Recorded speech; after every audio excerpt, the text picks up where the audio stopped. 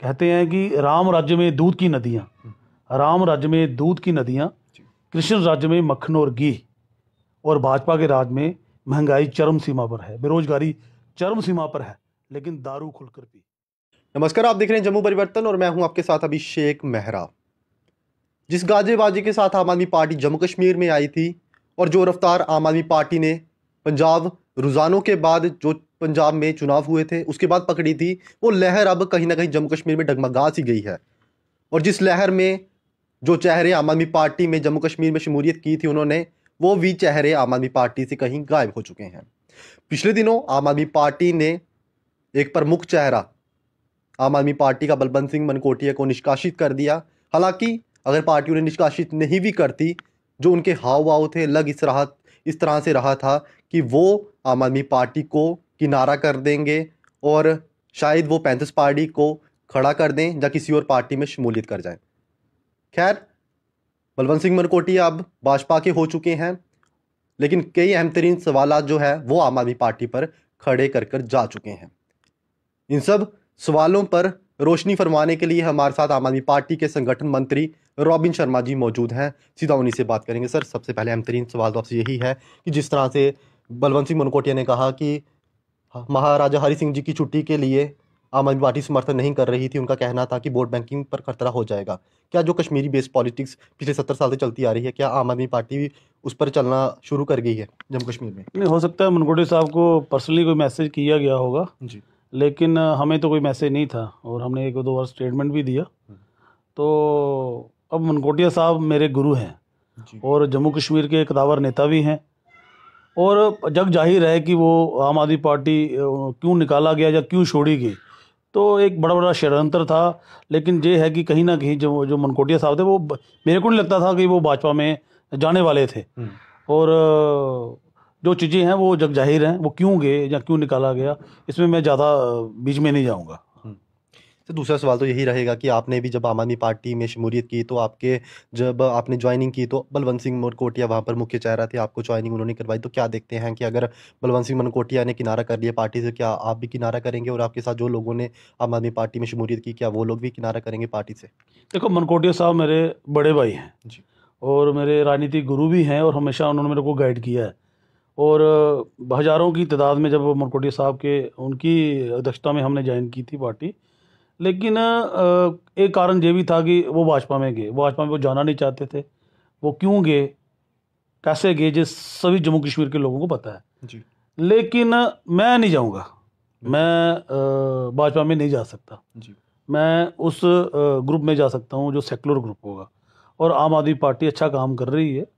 तो भाजपा के बाद अगर आज कोई बड़ा ग्रुप है जो आज टक्कर दे रही है, जहाँ डेवलपमेंट की बात कर रही है, जहाँ आम आदमी की बात कर रही है, अच्छे हॉस्पिटल बना रही है, अच्छे एजुकेशन इंस्टीट्यूट बना रही है, करप्शन पे रोक लगा रही है, तो वो आम आदमी पार्टी है ना। तो मैं अपनी आइडियोलॉजी चेंज नहीं कर सकता, क्योंकि वो जो भाजपा है वो लोगों को बांट कर वोट लेती है। मैं भाजपा नहीं जाऊँगा, जो सीधी सी बात क्लियर है। ठीक।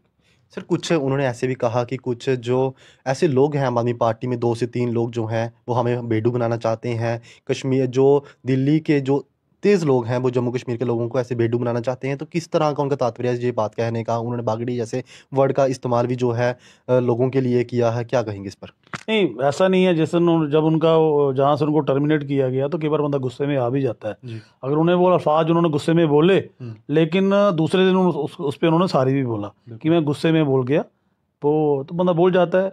अब वो चले गए हैं भाजपा में, तो मेरे को लगता नहीं है कि मनकोटिया साहब पे ज़्यादा बात करें। जी, बाकी हमारे पारिवारिक रिलेशन है वो रहेंगे, जी। पार्टियाँ अलग अलग हैं। हुँ, हुँ, हुँ। तो वो बाकी ये नहीं सोचना चाहिए कि मनकोटिया साहब नहीं है, मनकोटिया साहब जहाँ से चले गए, लेकिन उनका चेला तो आम आदमी पार्टी में है। जो सीखा है लोगों की आवाज़ बुलंद करना, हमने भीम सिंह से सीखा है।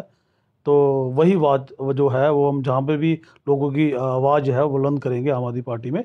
और जो आम आदमी पार्टी का मॉडल है वो लोग पसंद कर रहे हैं, और मुझे विश्वास है कि जिस तरह से गुजरात में हमारी लहर चली हुई है, और आने वाले दिनों में गुजरात से भी हमारी सीटें निकलेंगी, सरकार भी बनेगी, उसी तरह हिमाचल में बनेगी, जम्मू कश्मीर में भी जो आम आदमी पार्टी की रफ्तार है वो बढ़ेगी।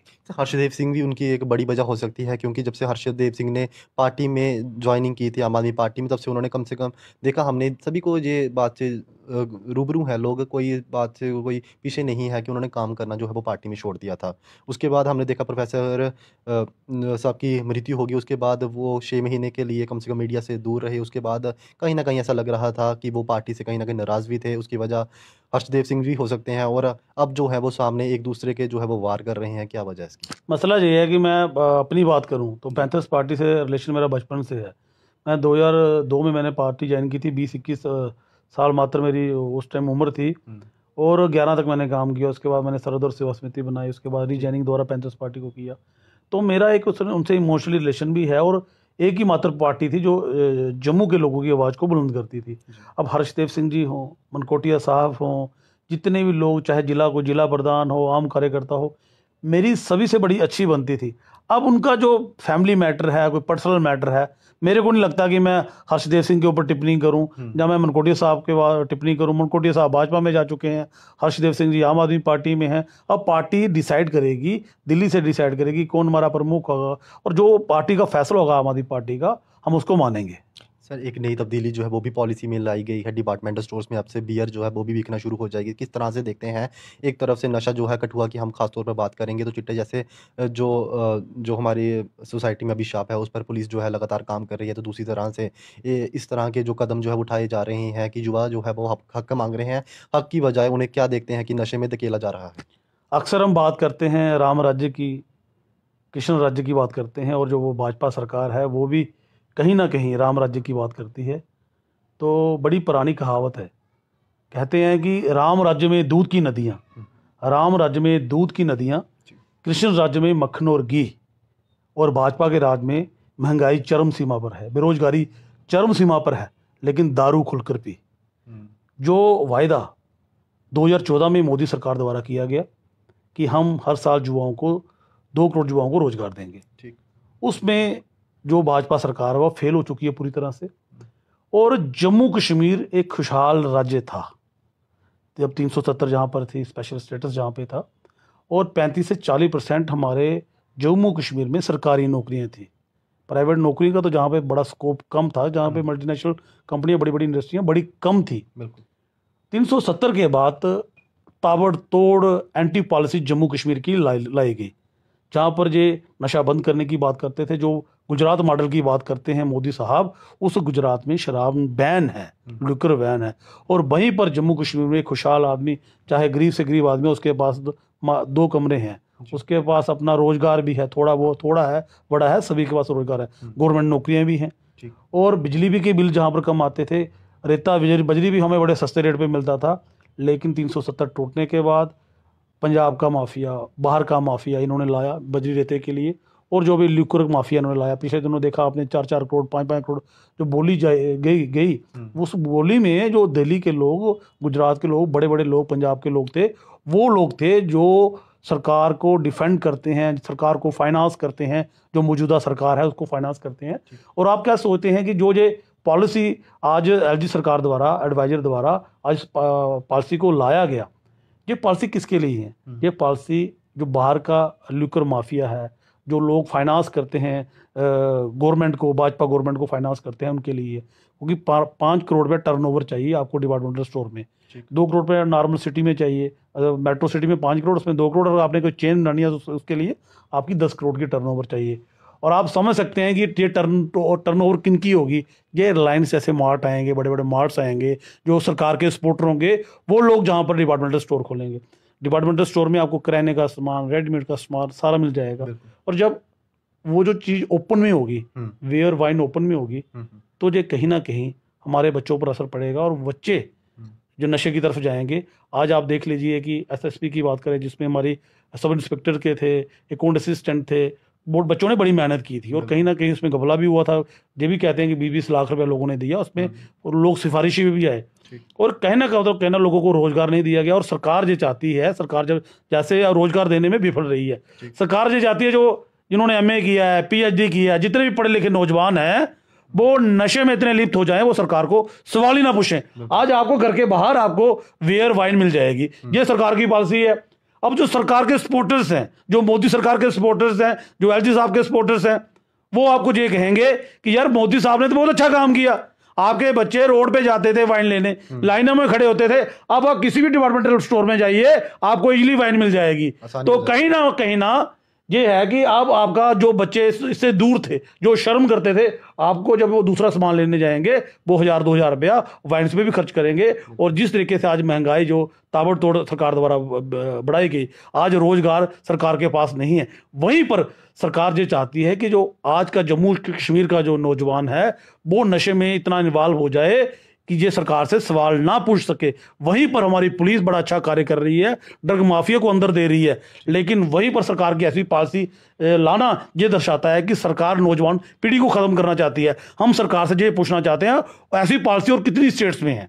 और किसी स्टेट में पॉलिसी नहीं है। लेकिन जो जम्मू कश्मीर खुशहाल था वो मोदी सरकार को सहन नहीं हो रहा है। वो चाहते हैं कि जम्मू कश्मीर का जो नौजवान है वो नशे में लिप्त हो जाए और लोग सड़कों पर आ जाएं, लेकिन ऐसा नहीं होना चाहिए। मैं ये जम्मू कश्मीर के लोगों को कहना चाहता हूँ, नौजवान पीढ़ी से कहना चाहता हूँ, जो भी मोदी समर्थक हैं, जो मोदी का जो एलजी सरकार जो मोदी के अंडर चल रही है ना, ये आप नौजवान पीढ़ी को खत्म करना चाहती है।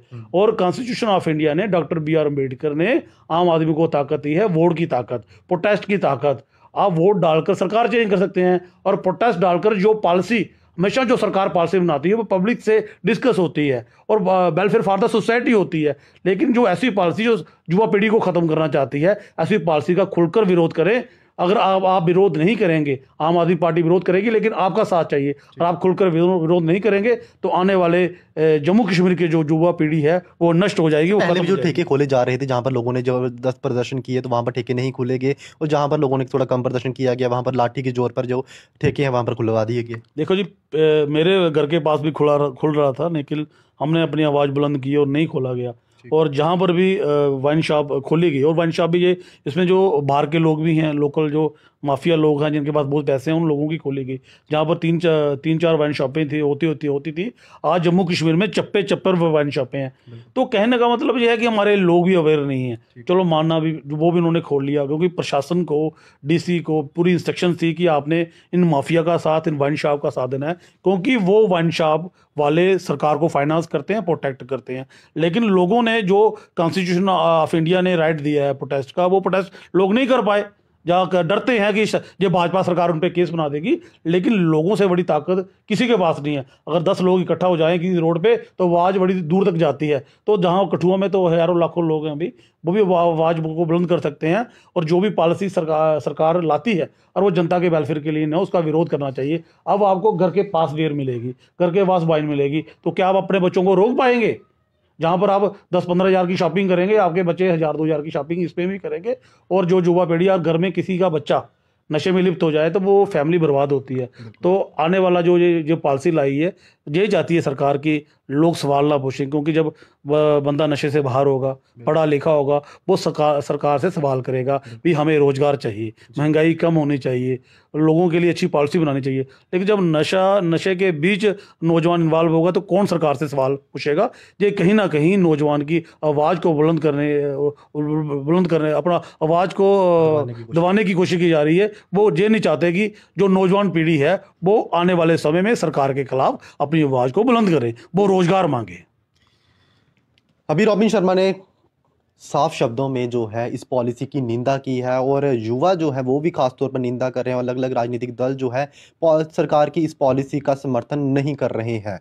युवा अपना हक मांग रहा है, और बच्चे जो है वो पढ़े लिखे हैं, लेकिन सरकार जो है वो नशे को बढ़ाने का काम कर रही है। और दूसरी तरफ पुलिस की बात करें तो पुलिस अच्छा काम कर रही है। जो ड्रग माफिया है, जो पॉपी स्ट्रॉ माफिया है, जहाँ वाइन स्मगलर्स है, उनके खिलाफ जो है वो उन्हें अंदर देने का काम जो है कर रही है। लेकिन दूसरी ओर सरकार की बात करें तो दिन प्रतिदिन कठुआ, जहाँ जम्मू कश्मीर की बात करें तो ठेके जो है लगातार गली गली में ठेके जो खोले जा रहे हैं। और लेकिन इस बार जो है डिपार्टमेंटल स्टोर्स में आसानी से युवाओं को नशे का सामग्री जो है वो बेची जाएगी। बियर्स जैसे और बेवरेजेस जैसे सामान जो है वह आसानी से बच्चों को जो है वो मिल जाएंगे।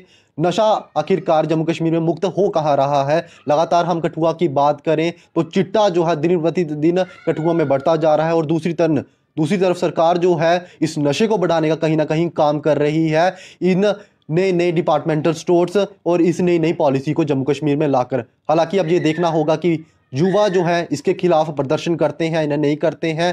राजनीतिक दल सड़कों पर उतरते हैं, नहीं उतरते हैं। हालांकि रोष जो है हर वर्ग में देखा जा रहा है इस पॉलिसी को लेकर। और आप लोग भी अपनी राय जो है कमेंट बॉक्स में जरूर रखिएगा इस पॉलिसी को लेकर कि क्या ये पॉलिसी आने वाले समय में कितनी हानिकारक होगी जम्मू कश्मीर की आम आवाम के लिए। कठुआ से अभिषेक मेहरा, जम्मू परिवर्तन के लिए।